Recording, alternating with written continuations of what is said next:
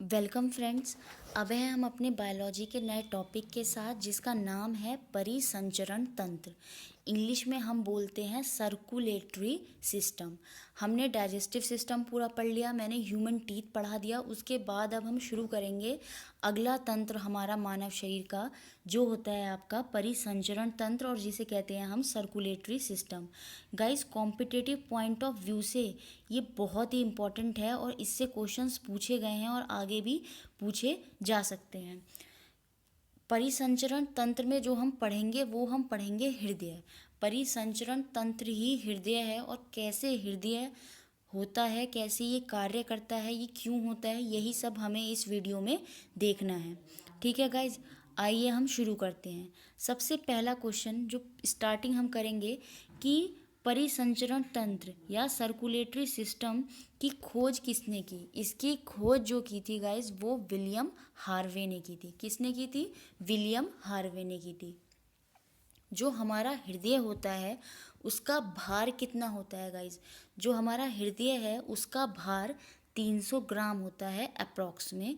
माना जाता है कि मनुष्य के हृदय का जो भार होता है वो 300 ग्राम होता है। अब क्या है हृदय, कैसा इसका आवरण होता है और ये क्या क्या कार्य करता है, वही अब हम इसमें देखेंगे गाइज।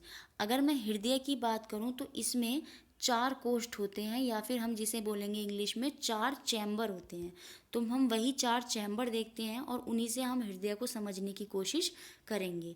सबसे पहला होता है इसमें चैम्बर नंबर 1, जिसे हम कहते हैं दायां अलिंद, राइट एट्रियम। एक होता है बायां अलिंद, जिसे हम कहते हैं लेफ्ट एट्रियम। एक होता है राइट वेंट्रिकल, जिसे हम कहते हैं दायां निलय। और एक होता है लेफ्ट वेंट्रिकल, जिसे हम कहते हैं बायां निलय। यहाँ पर लिखा भी है बायां अलिंद लेफ्ट एट्रियम, ये रहा दायां अलिंद राइट एट्रियम, दायां अलिंद आपका राइट एट्रियम, बायां निलय लेफ्ट वेंट्रिकल, और दायां निलय हो गया आपका राइट वेंट्रिकल। तो गाइज ये 4 चैम्बर होते हैं हमारे।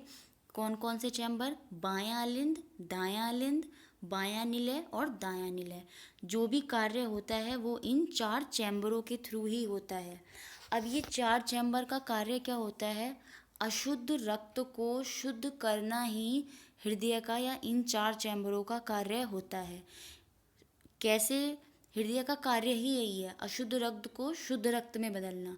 अब गाइस, जो अशुद्ध रक्त होता है वो कैसा होता है? जिस रक्त में कार्बन डाइऑक्साइड होता है और ऑक्सीजन नहीं होता, वो रक्त अशुद्ध होता है। और जिस रक्त में कार्बन डाइऑक्साइड निकलने के बाद उसमें ऑक्सीजन आ जाता है, वो रक्त होता है शुद्ध। तो ये इस तरह से कार्बन डाइऑक्साइड वाले रक्त को ऑक्सीजन वाले रक्त में बदल देता है। कौन? आपका हृदय। यही कार्य होता है हृदय का। अब इससे पहले हम देखेंगे कैसे के में रक्त आता है। ये बात आपको गाइस एक ध्यान रखनी है।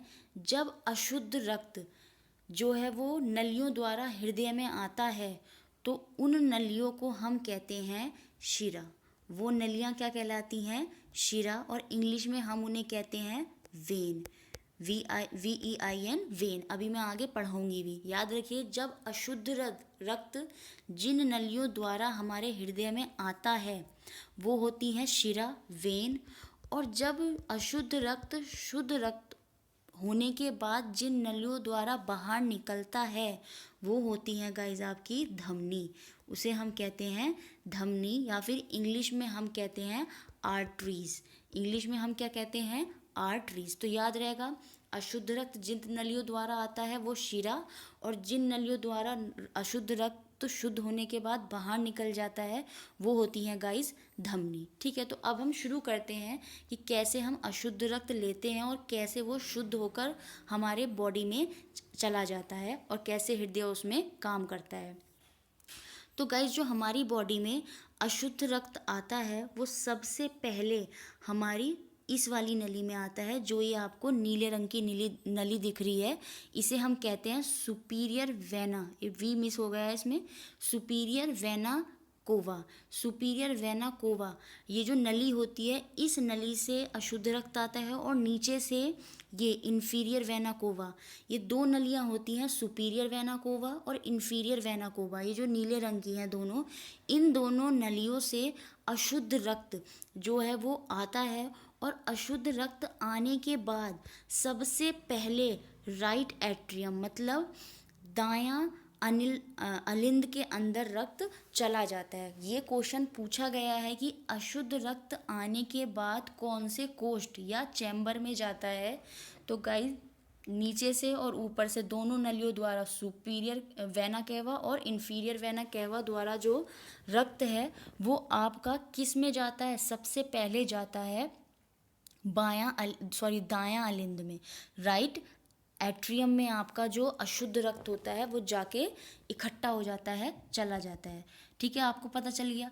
अब जो अशुद्ध रक्त दाएं अलिंद के अंदर आ गया है वो अशुद्ध रक्त अब दाएं वेंट्रिकल के अंदर आता है, वो अशुद्ध रक्त अब दाएं वेंट्रिकल के अंदर ही आएगा, दाएं अलिंद से निकलकर दाएं निलय में आता है।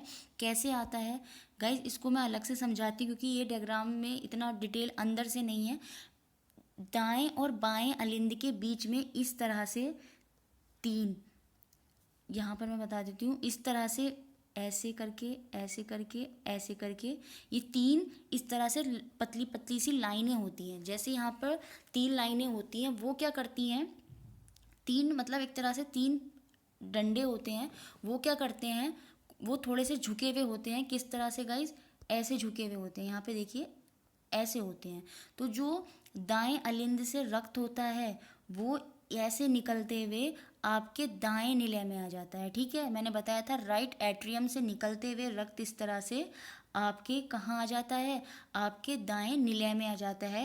ये इस तरह से जो ये लाइनें बनी हुई हैं इनके थ्रू, तो ये तीन लाइनें होती हैं ऐसी, इसलिए जो ये तीन लाइनें होती हैं और इन तीन लाइनों को ही हम कहते हैं ट्राइकस्पिड।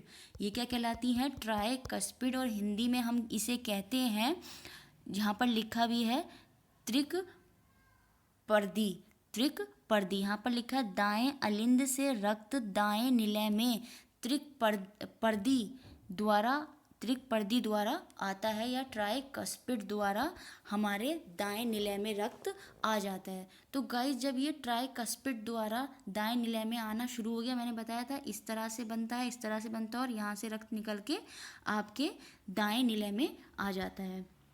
अभी रक्त क्या है, अभी रक्त अशुद्धि है। दाएं निलय में आने के बाद भी रक्त कैसा है गाइज, अभी रक्त जो है वो अशुद्धि है। और अब ऐसा तो है नहीं कि रक्त आता ही रहेगा।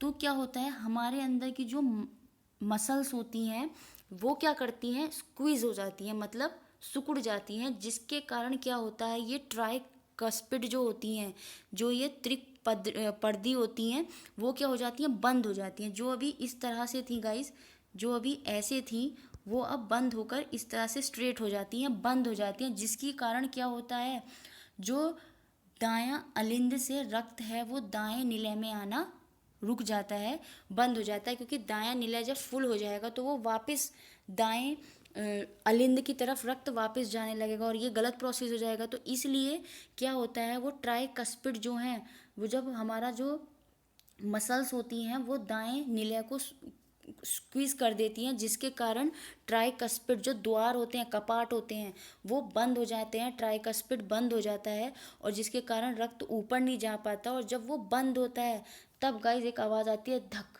और वो धक की आवाज़ जो पहले आती है वही आवाज़ हमें हृदय की सुनाई देती है, धक धक। तो वो ट्राइकस्पिड के बंद होने की वजह से ही हमें एक आवाज़ सुनाई देती है, जिसे हम कहते हैं धड़कन।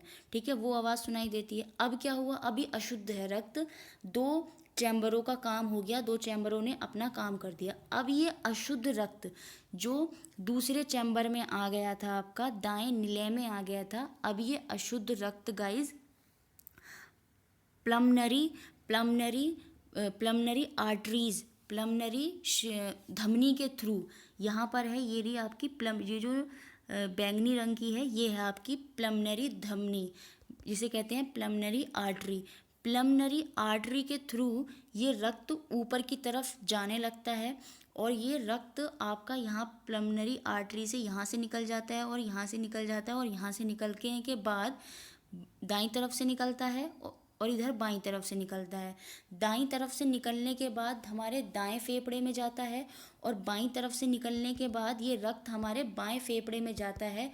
क्यों फेफड़े में जाता है? क्योंकि फेफड़े से ही हम सांस लेते हैं, वहाँ से हमारा ऑक्सीजन आता है और उस ऑक्सीजन में CO2 भी होती है, तो वहीं पर ये जो अशुद्ध रक्त होता है जिसके अंदर CO2 थी वो बाहर निकल कर फेफड़ों से जो शुद्ध O2 थी वो इस रक्त में आ जाती है और फिर ये रक्त शुद्ध हो जाता है हमारे लंग्स के थ्रू। तो गाइस ध्यान रहेगा कौन सी शिरा धमनी के थ्रू हमारा जो रक्त है वो जाता है। जो हमारा रक्त है वो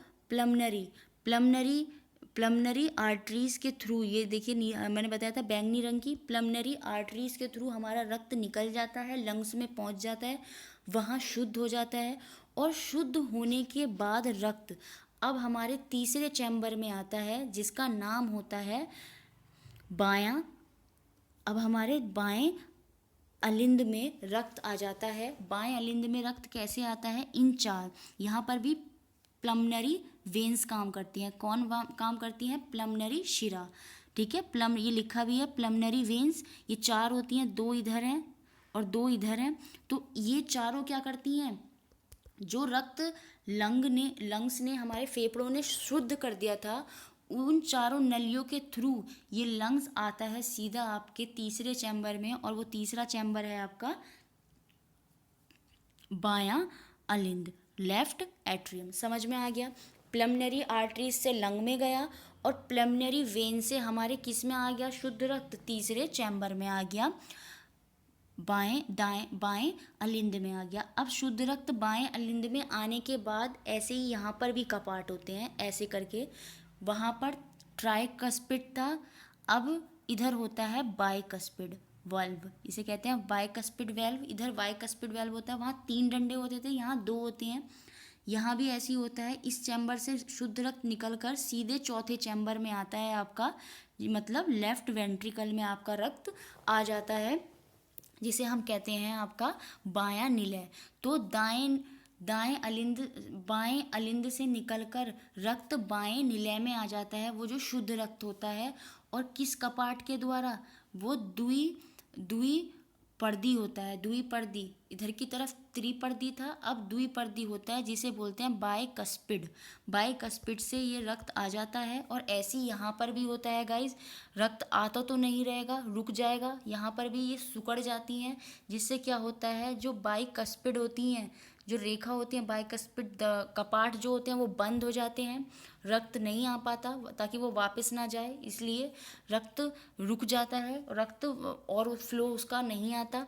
इससे क्या होता है, रक्त वापस नहीं जाएगा, क्योंकि वो अगर भर गया उसके बाद भरने के बाद क्या होगा, रक्त वापस जाना शुरू हो जाएगा। इसलिए ये कपाट बंद होने ज़रूरी होते हैं और बाइकस्पिड के द्वारा ये कपाट बंद हो जाता है और रक्त बाहर नहीं जा पाता और चौथे उसमें आपका शुद्ध रक्त यहाँ पर आ जाता है। और यहाँ पर भी जैसी कपाट बंद होते हैं फिर से एक आवाज़ आती है धक।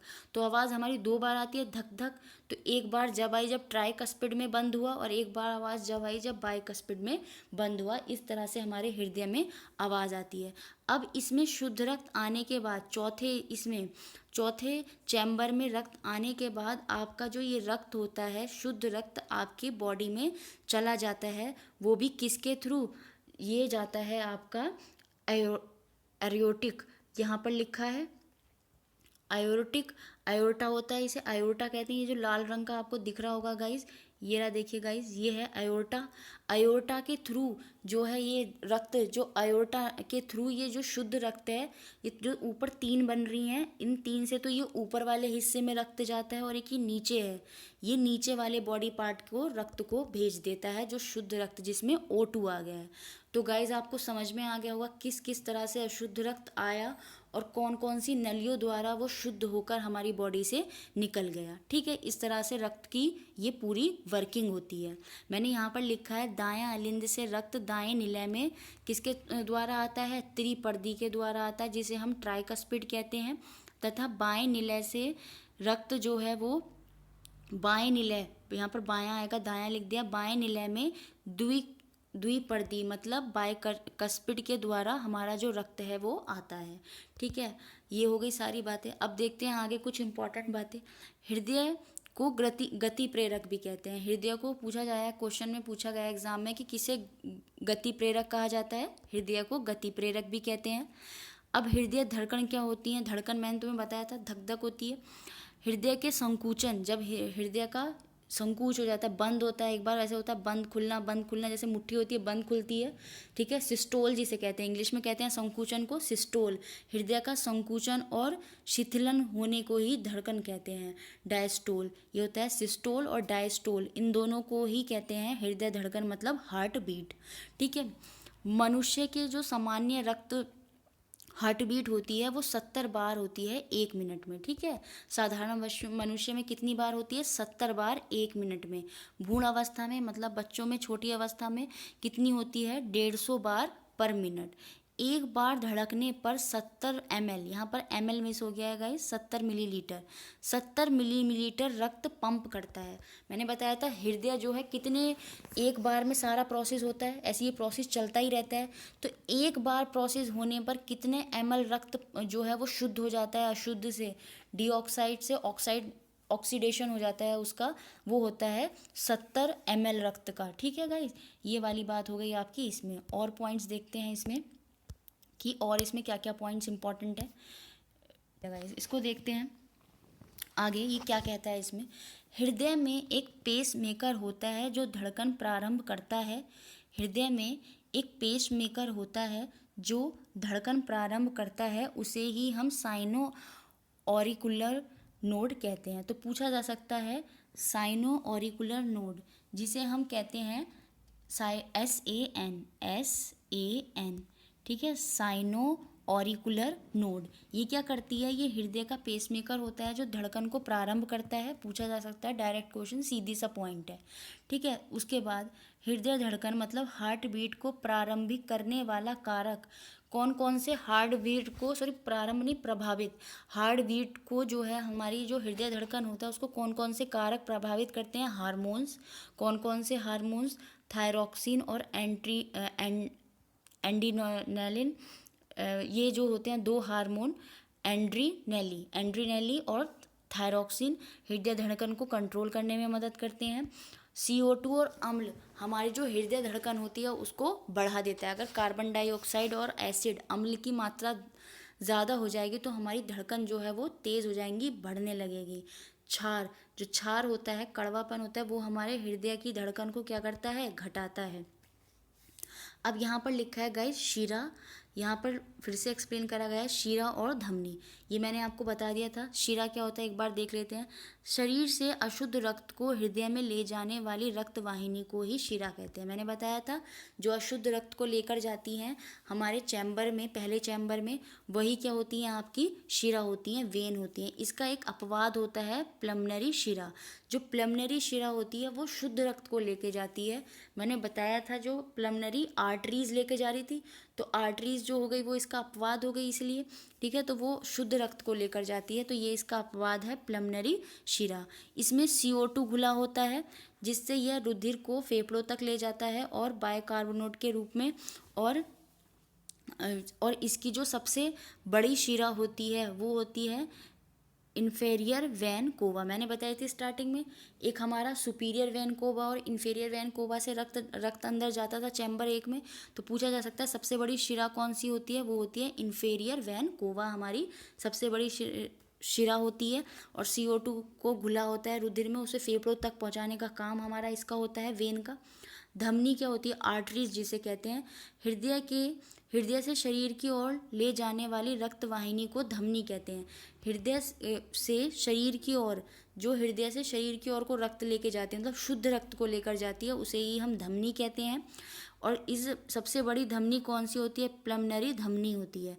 प्लमनरी धमनी जो होती है वो सबसे बड़ी धमनी होती है और ये इसका अपवाद भी होती है। ये शुद्ध नहीं, अशुद्ध रक्त को लेकर जाती है। ये प्लमनरी धमनी जो है वो सबसे बड़ी धमनी होती है। ब्लड प्रेशर, जो रक्तदाब होता है वो यहीं से होता है, ब्लड प्रेशर रक्तदाब का मान जो माना जाता है अधिकतम 120 और कम 80, मतलब 80 से 120 होता है स्वस्थ शरीर में। हृदय धड़कन नियंत्रण में प्रयुक्त खनिज कौन सा होता है? पोटाशियम। पोटाशियम खनिज होता है जो हृदय के नियंत्रण में यूज होता है। ये क्वेश्चन इंपॉर्टेंट है। एक बहुत इंपॉर्टेंट क्वेश्चन है कि हृदयाघात मतलब हार्ट अटैक जो होता है वो कौन सी धमनी के कारण होता है, कौन सी आर्टरीज के कारण होता है? कैरोनरी कैनोररी कैरोनरी अगर कैरोनरी धमनी आपकी रुक जाए तो आपका जो है आपको हार्ट अटैक हो जाएगा, ब्लड पंप होना बंद हो जाएगा। तुरंत एक ही वेन से अगर ब्लड रुक गया तो आप मर जाएंगे, आपके हार्ट अटैक होने के चांसेस हो जाएंगे। आई होप गाइज ये आपको पूरा सर्कुलेटरी सिस्टम अच्छे से समझ में आ गया होगा। आगे हम पढ़ेंगे इसमें एक्सक्रीटरी सिस्टम, अगला तंत्र। गाइज वीडियो अच्छी लगी हो तो प्लीज़ प्लीज़ चैनल को सब्सक्राइब करें, वीडियो को लाइक करें और ज़्यादा से ज़्यादा शेयर करें। Thank you for watching.